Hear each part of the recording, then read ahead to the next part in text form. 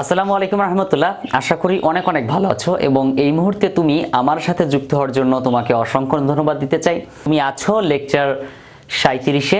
আজকে আমি সমাধান করতে যাচ্ছি একটি সিরিজ বিজোড় সংখ্যক n সংখ্যক সংখ্যার যোগফল, অর্থাৎ n সংখ্যক বিজোড় সংখ্যার যোগফল নির্ণয়ের জন্য অ্যালগরিদম, ফ্লোচার্ট, সি প্রোগ্রাম। তবে সি প্রোগ্রামটা আলোচনা করব পরবর্তী ভিডিওতে, অর্থাৎ লেকচার 38-এ যে আমি আলোচনা করব এই সিরিজটির সি প্রোগ্রামিং কিভাবে খুব সহজে করা যায়। তুমি যদি পূর্বের ভিডিওটি না দেখে থাকো তাহলে পূর্বের ভিডিও দুটি একটু কষ্ট করে দেখে নাও, অর্থাৎ 35 এবং 36 নং ভিডিও, কারণ 35 এবং 36 নং ভিডিওটা তোমার জন্য সো মাচ ইম্পর্টেন্ট। এই মুহূর্তে তোমাকে যে কাজটা করতে হবে, খাতা এবং কলম নিতে হবে, সাথে এই শীটটি নিতে হবে।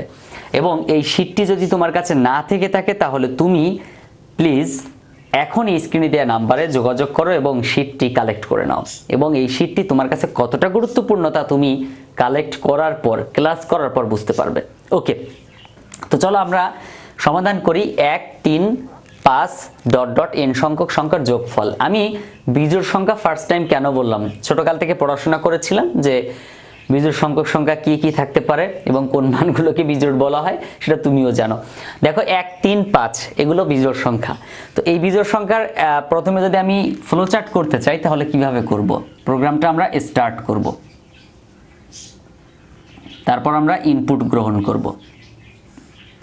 ইনপুট তো n সংখ্যক সংখ্যা, তাহলে ইনপুট কি নিব? আমরা n নিব, ইনপুট n।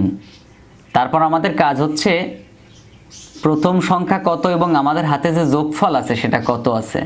তো আমাদের হাতে যোগফল সাম আছে কত? এস বা সাম যে কোনো একটা লিখলেই হয়। সাম ইকুয়াল টু 0 এবং আই ইকুয়াল টু 1, মানে প্রথম মান আই, আই মানে কত? 1, আর সাম কত? 0। আমাদের হাতে এখন যোগফল 0 আছে। তো আমরা এখন সিদ্ধান্ত নিব এখানে। কিভাবে সিদ্ধান্ত নিব? যে আমরা যে মানটা গ্রহণ করেছি মানে n, এই nটা আসলে i এর চেয়ে বড় নাকি ছোট নাকি সমান। তাহলে কিভাবে? i less than equal n, অর্থাৎ n সিদ্ধান্ত হবে is i less than equal n, i n এর চেয়ে ছোট অথবা সমান কিনা।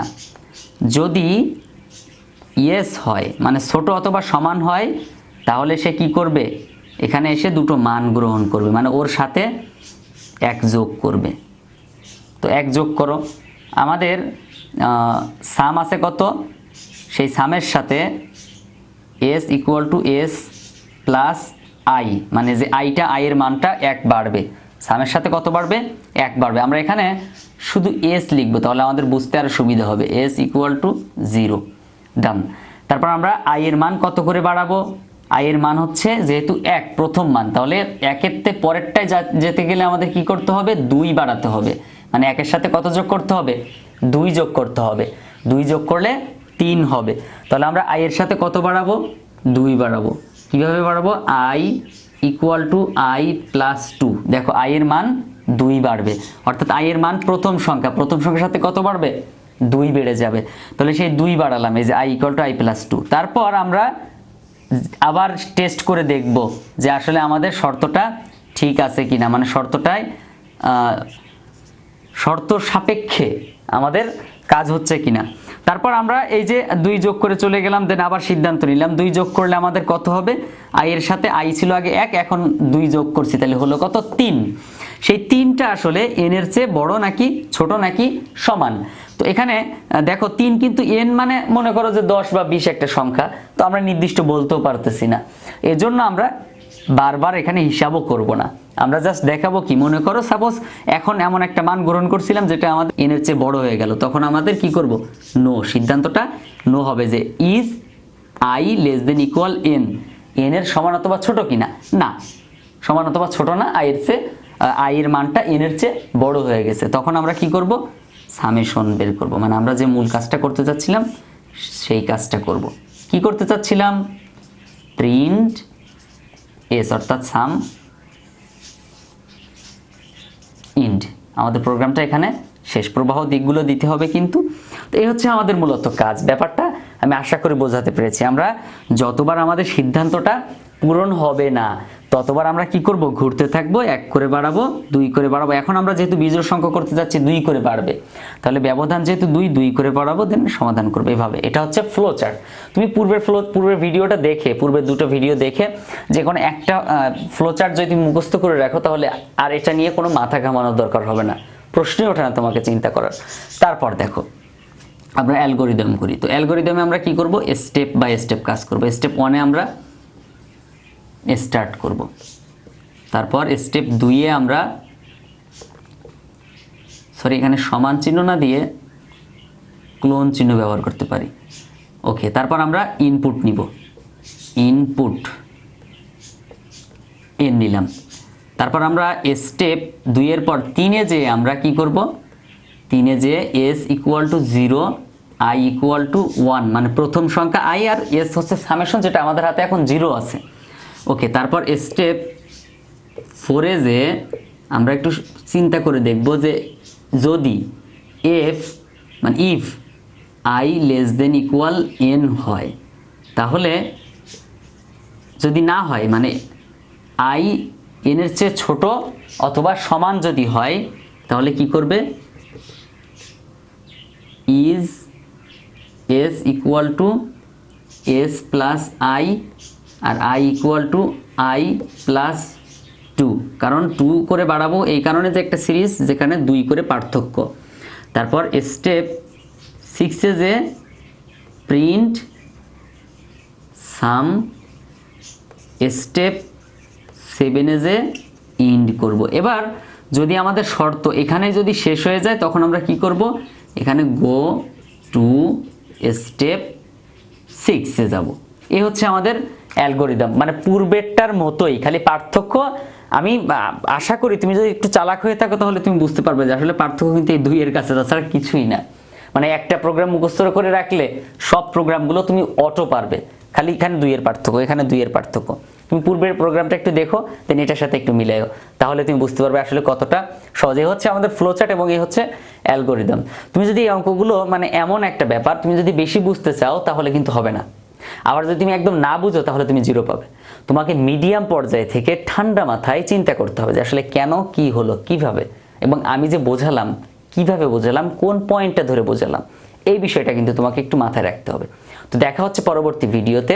যারা ভেবেছিলে আইসিটিতে ফেল করবে, তারা এখন আইসিটিতে A+ পাবে ইনশাল্লাহ, কারণ আইসিটির সকল ক্লাস, সকল লেকচার শিট এবং বোর্ড প্রশ্ন থেকে শুরু করে সকল সমস্যার সমাধান, প্রত্যেকটা টপিকের উপর আলাদা আলাদা ভিডিও এখন তোমার হাতে।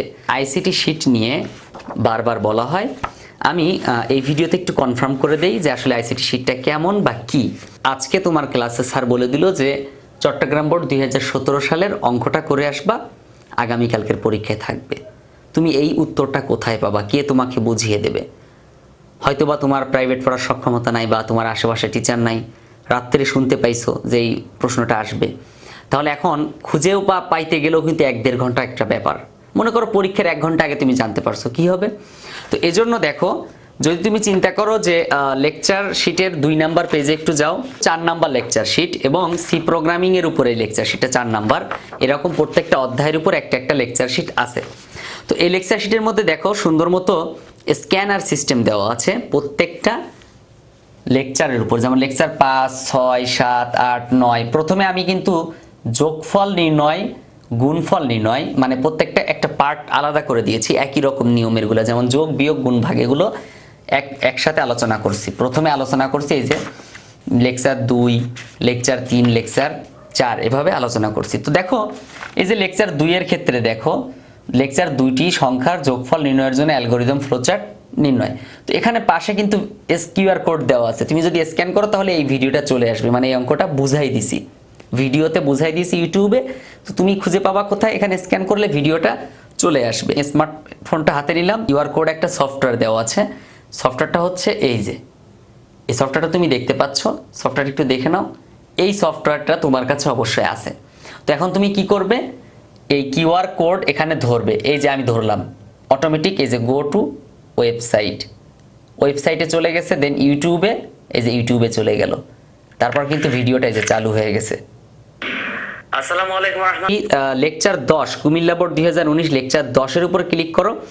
তাহলে তুমি এখানে এই যে কিউআর কোড পাশে দেওয়া আছে ছোট, এই কিউআর কোডের উপর তুমি ক্লিক করো। মানে কিউআর কোডের উপর তোমার স্ক্যানারটা ধরো মোবাইলের, দেখবা যে অটোমেটিক ভিডিওটা চলে আসবে ইউটিউব থেকে, তোমার খোঁজার প্রয়োজনই নেই, লেকচার 10 নামেই চলে আসবে। তাহলে তোমার কিন্তু খোঁজাখুঁজির একদম প্রয়োজন নেই। তো এই লেকচার শিটের মধ্যে এছাড়াও কিন্তু সব সমস্যাগুলো সমাধান করা আছে, যেমন সি প্রোগ্রামিংগুলো নির্ভুলভাবে দেওয়া আছে, ফ্লোচার্ট নির্ভুলভাবে দেওয়া আছে, অ্যালগোরিদম নির্ভুলভাবে দেওয়া আছে, এবং কালারিং করা সুন্দর মতো সাজানো গোছানো। এভাবে আইসিটি পুরো বইয়ের উপরে কিন্তু লেকচার শিট তৈরি আছে। সো তুমি যদি চাও পুরো বইয়ের লেকচার শিট নিতে পারো। তো এজন্য এখনই কি করতে হবে, স্ক্রিনে দেওয়া নাম্বারে যোগাযোগ করো এবং লেকচার শিটগুলো কালেক্ট করে নাও। তাহলে আমি আশা করি তোমার মানে আইসিটি নিয়ে কোনো চিন্তা করা লাগবে না, প্রাইভেট পড়তে হবে না কখনো। সিম্পল বিষয়, জাস্ট ভয়ের কোনো কারণ নাই। এখনই তুমি স্ক্রিনে দেওয়া নাম্বারটি তোমার মোবাইল ফোনে তোলো, তারপর তুমি হোয়াটসঅ্যাপ অথবা ইমোতে আমাকে নক দাও।